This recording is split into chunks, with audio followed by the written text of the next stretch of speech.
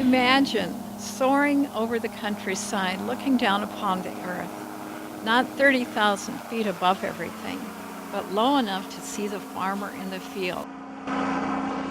At one time, this may have been no more than a dream, but today it's a reality for many who did not have the resources to fly. Today, there may be a solution that allows more people to fly and possibly even own their own aircraft. That's really what sports piloting is about. Hi, I'm Phil Lenahan of The Better Part. And I'm Marilyn Priel, and we invite you to join us for this week's show, Adventures in Sports Flying. We're coming to you from Hollister Municipal Airport, where a group of flying enthusiasts have gathered to socialize and share their passion for sports flying. Stay tuned while The Better Part takes to the air.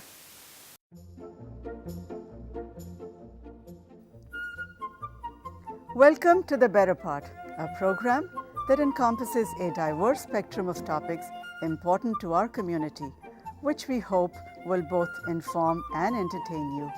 We invite you to sit back and enjoy the program.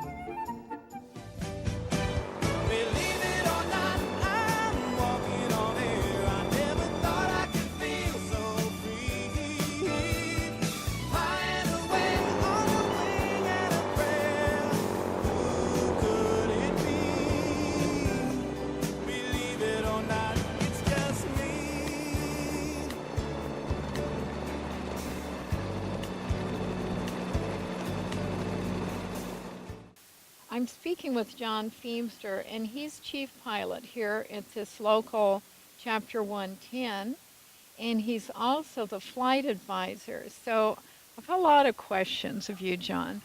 First of all, I need for you to tell us, what is sport flying? Well, sport flying is a light aircraft that will do most of the things that normal aircraft will do, but it's pretty much specifically pointed toward recreational type of activity. Is there any weight limit to how the size of these and so forth? Yes, there's a specific set of regulations that FAA has issued that will define a sport aircraft. This particular one here used to be an ultralight aircraft trainer. Because of its weight and so forth, it now qualifies as being a sport aircraft. But all of these aircraft that you see along the line here are all sport craft. I see something up here. You have some kind of a radio, a crash radio?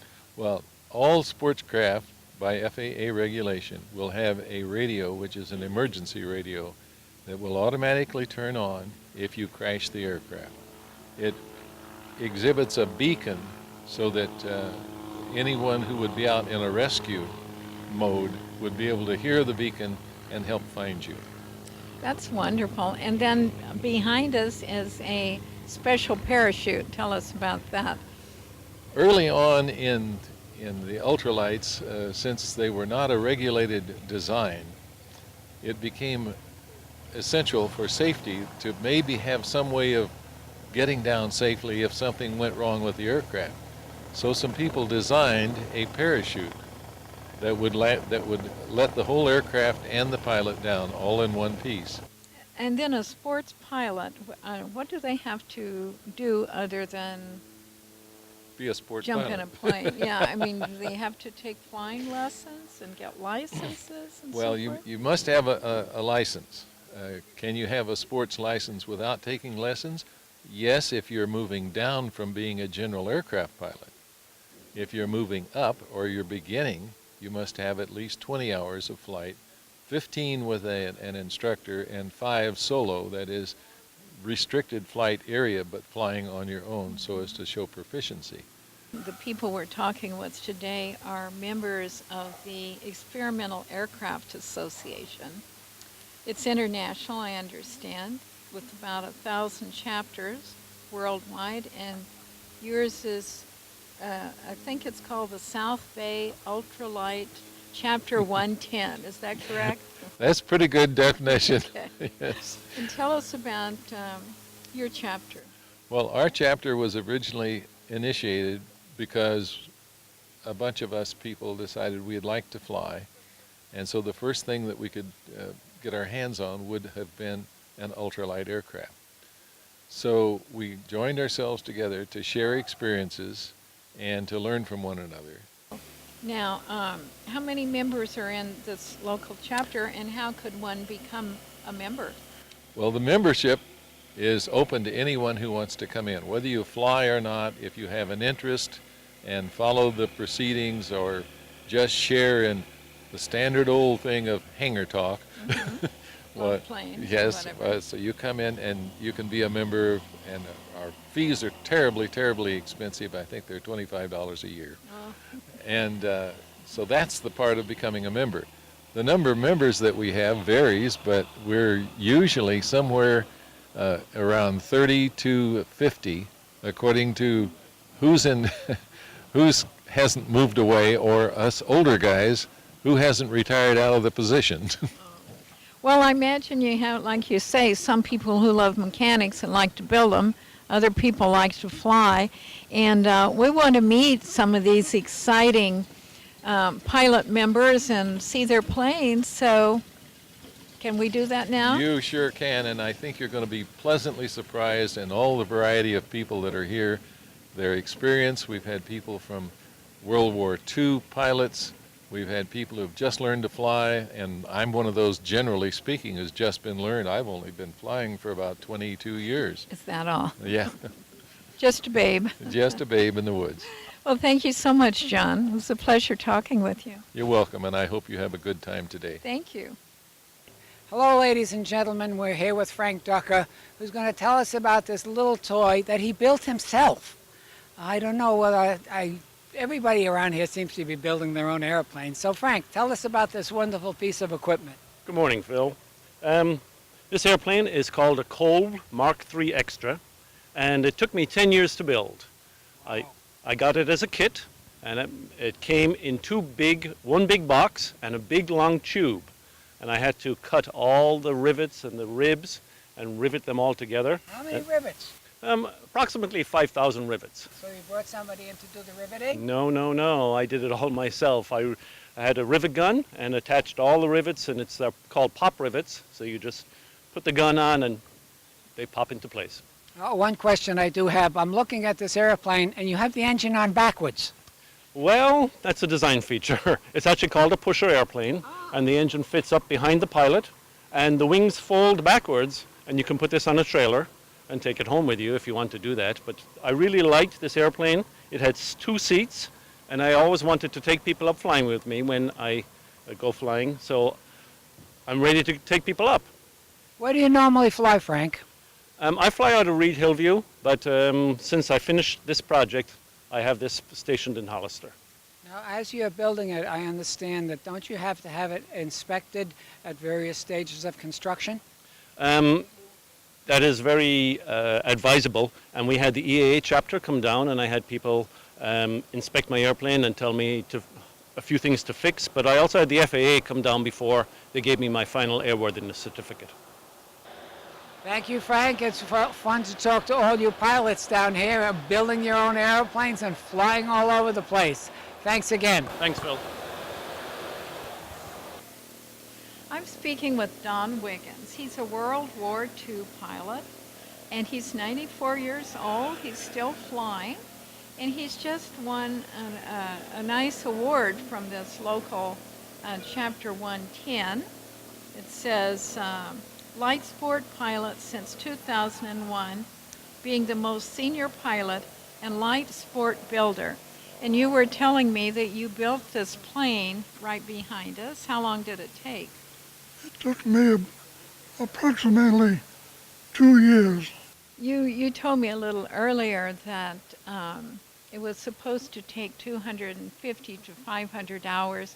It took more like 1,000 hours to finish it. Yes, they advertised that I could put it together in, as I remember, it was 500 hours.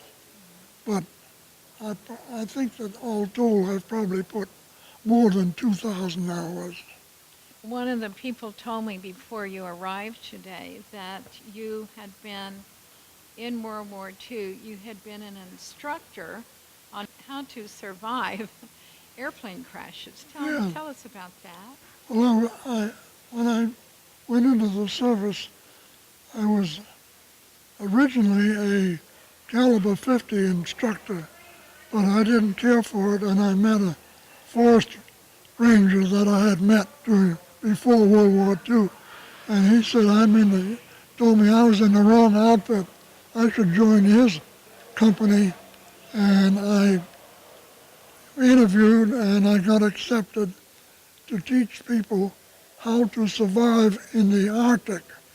I had loaded a TD-9 International tractor into the first of the flying boxcar airplanes, and we lost an engine on takeoff, and the plane crashed, and the tractor went out through the nose of the airplane.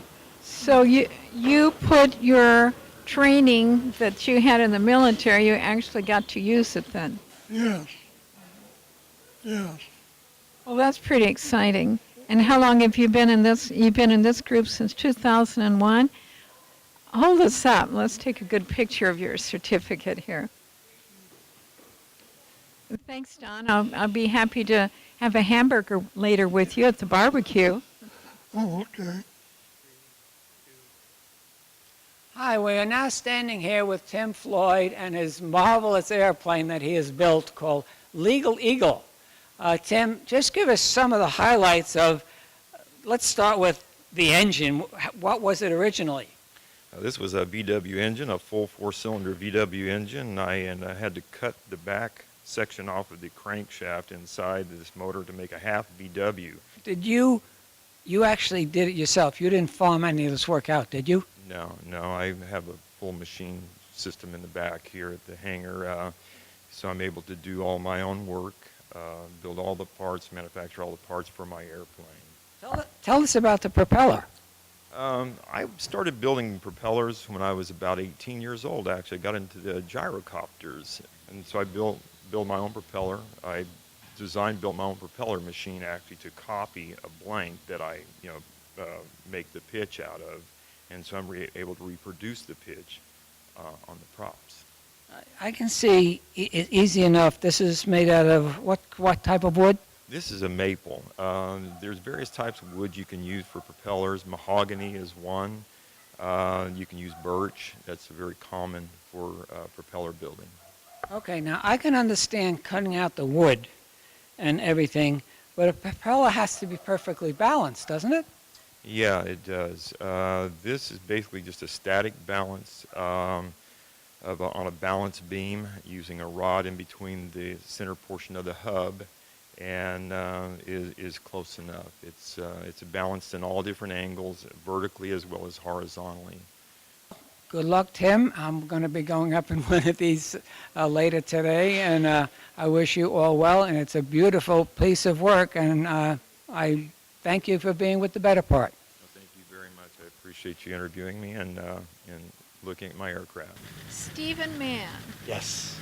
there's a possibility that you are the playboy of Chapter 110 because I hear you have a lot of toys. That's the rumor. It's just a rumor. And I hear you bought a plane before you learned to fly. That's true. Actually, it wasn't even a real plane. It was just a bunch of parts. I had to put it together. So you like to build planes. It is fun. It's very. It's an activity that has its own result. That it appeals to a lot of people, and in some cases, there's an into it. After you build the thing, you actually get to fly it, and for me, that's a double bit of pleasure involved. I'm hearing a lot of things about you, but I heard that you bought this plane, a plane, and your first plane, and didn't like it. Well, I did like it for a while. Oh, is that it? Absolutely. So you're fickle with your planes, is that it?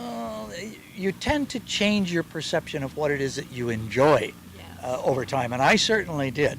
My first airplane was very similar to John Feemster's, except it was actually a single seat and even slower than his. So if you think in terms of what an airplane will do, that one wouldn't do much.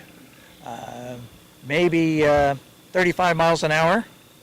And yes, it would climb. I once took it up to, I think I got that thing up to 9,500 feet. And it took me almost an hour to come down. But I also found it landing at, for example, 15 miles an hour in a strong wind. And you see the runway out there. You feel a little bit like the Wright brothers or something. But and it becomes then, oh, I want to go faster, I want to go higher, I want to go farther. And that was the second airplane. But it only went a certain amount faster and a certain amount higher and so on. So now I'm... So this one, you're happy with this Yes. one? Okay, it's a keeper then. Yes, For the time this is my being. ultimate For plane. the time being. Yes. Well, I'm glad you're having fun with it, and Thank thanks you. for talking with us. Thank and you for talking with me. We'll see you over at the lunch. Excellent. Looking With forward the to it. barbecue. Yes. Okay, Thank you, Marilyn. okay. Hi there, we're here with Griffin MacArthur, and we're going to chat a little bit about his airplane. And it is slightly different than the other ones we've been looking at all day. Why don't you, Griffin, tell us about, this is a factory airplane, correct? That's right. It's a SLSA category aircraft, so it's a manufactured aircraft made in Italy, actually. And this particular one is well suited for flight instruction, training, and has tow brakes, which a lot of the light sport category aircraft don't have. You can do things like spin training in it. Excuse me, what is spin training? Right, okay, so if you get into a stalled condition in an airplane and you allow it to continue being stalled and a wing dips or you're cross-controlled, the plane will go into a spiral. And it's a great thing to practice the recovery technique for I obvious would imagine so. Yeah, but most light sport category aircraft, they prohibit spin training. So this is one of the few where you're allowed to do spin training as Now- a now flight is- instructor. As a factory manufactured airplane, do you have broader rules and regulations on what you can do in this? There is what's called a consensus standard, a ASTM standard, that defines the light sport category, defines the capabilities of the aircraft, and some limitations. For example, it can't have a max gross weight of more than 1,320 pounds, can't have more than 2 seats, so a single passenger. And also in cruise flight, it needs to be limited to under 120 knots in cruise. How much fuel can you carry? This one will have, with full tanks, 26 gallons, and with a fuel burn of about 4 to 5 gallons an hour, gives you a nice range. You can fly for 4 to 5 hours easily. So I often fly down to Southern California, for example, from here to San Diego without having to stop for any fuel. And what got you into light sport aircraft? Part of it is the economy of flying them. They're really fun to fly. They're very responsive aircraft. And for flight training, we've got a flight school over at Watsonville. The operating costs are much lower than they are for the kind of airplane that I first learned to fly in, a Cessna 172, for example. Burns 8 to 10 gallons an hour. These are burning 4 to 5 gallons an hour, and we can use automotive fuel, 91 octane MOGAS it's called, instead of the 100 low lead fuel that most aircraft have to use. You mentioned training. You can only train in this for light sport aircraft, or can you do your beginning training for regular aircraft? Good question. You can do your training for a private pilot, and you can even do instrument training in these aircraft if they're suitably equipped. So not only do you get the economy, you get to save the trouble of building the thing. Just another question. Do you ever go back to Oshkosh? Absolutely. This was my 3rd year going to Oshkosh, or was it the 4th, actually? The first year I flew out there in a 172. Second year I went up back in an RV6. That's right. This is my 3rd year flying out there. So, I'm planning to do it again. Explain to our viewers, what is Oshkosh? Oshkosh is the biggest fly-in and air show in the United States. Thousands and thousands of aircraft of every description, from warbirds to light sport to fully certified aircraft. A lot of the major aircraft companies have planes on display there, and plus all the home builds. So the EAA, Experimental Aircraft Association, is the one that hosts the event in Oshkosh, Wisconsin.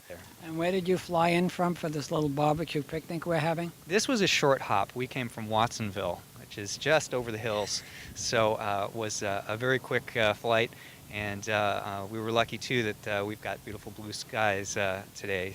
Sometimes this time of year we get a bit of the overcast. So You could have almost taxied over. almost. There's a few mountains in the way, and it would have taken a bit longer. But Well, Griffin, thank you very much for being with us on the better part, and good luck in your flying, and stay safe. absolutely, thank you very much. Well, I'm here with Blade Doyle, strapping myself in.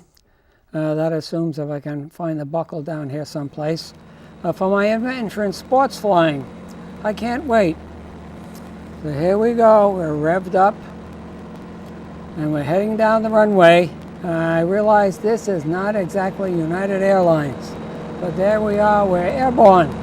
We're about to turn east over Hollister here, and what we're going to see is the Hollister Corn Maze and Haunted Ranch, which is a great place to come on Halloween. These are all little places you can run around and get lost in. Beautiful.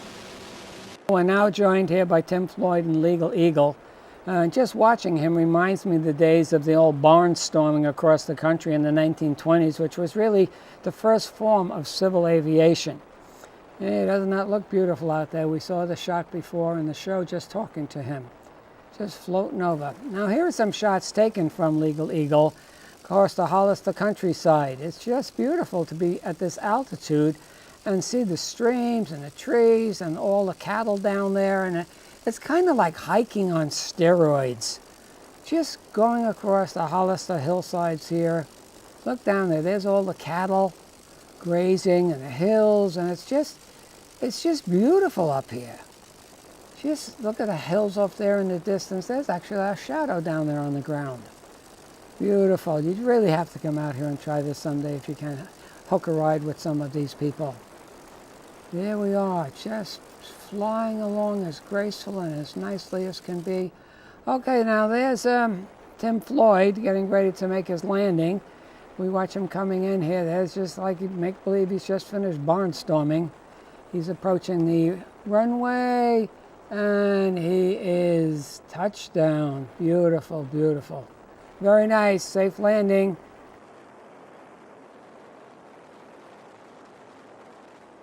Okay, we're lining up ourselves now to come in for our landing on approach on runway 24, which actually means 240 degrees.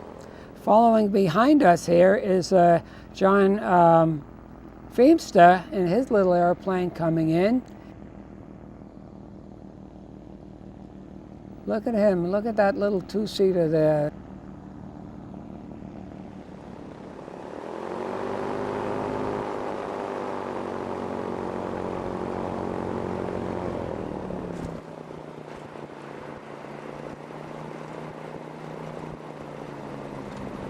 These aircraft are like flying go-karts. You really got to try it. Here with Blade Doyle, who was kind enough to fly me around the Hollister area. And my biggest problem was I was sitting inside the airplane with a camera to take pictures outside, and my job was to open up this big window and lean all the way out and put the hook in. Well, I didn't open the window. I chickened out, but we did try it when we landed, and I could have done it. But it was an unbelievable thrill. So Blade, tell us something about your airplane and something about how you got into this. What type of flying did you start with? Well, this is a Rand's Coyote S6. It's a light sport aircraft built in 2006 from a kit, from a manufacturer who supplies kits from Kansas. I started out flying ultralights in 2002. I bought a Weed Hopper ultralight kit from a company in Mississippi, Weed Hopper Incorporated, and I built that in my garage and spent about 300 hours flying it around the Hollister area. Now, an ultralight is just basically like a beach chair and an engine, correct? It's aluminum tubes, fabric for the wings, and a two-stroke 40 horsepower engine on the front, yeah. So you say this came from a kit. Did you build it from the kit? Right, that's right. Okay, and how long did it take you to build it? 1 weekend. It was extremely simple kit, just a couple of bolts and some fuel tubing for the fuel system. And how many hours do you have it on it so far? The ultralight, I put about 250 hours into the flying the ultralight, and then I sold it to fund the purchase of this aircraft. And then you purchased this one was from a kit, and you purchased it, and you're now renovating and going through it and cleaning it all up? Yeah, that's correct. I purchased it from a guy who in Auburn, California, who built it from a kit, and I've put some of the finishing touches on it, and at this point I have 500 hours flying it. And you really enjoy flying around in these minimalist airplanes? Absolutely, I do. The view is spectacular. The cost is minimal, and the fun is just unbelievable. Well, thank you, Blade. I have to say that after flying in this we were up for about maybe 45 minutes, and the view you get is just unbelievable. So thanks again, Blade. Thanks for the ride. Thank you. As you can see, this is a happy group. They are enthusiastic. They love to eat. They love to build planes. They love to fly. It was a great day, and thanks, everybody. Better Part had a wonderful time. Don't forget to watch us next week on your favorite station. Thank you.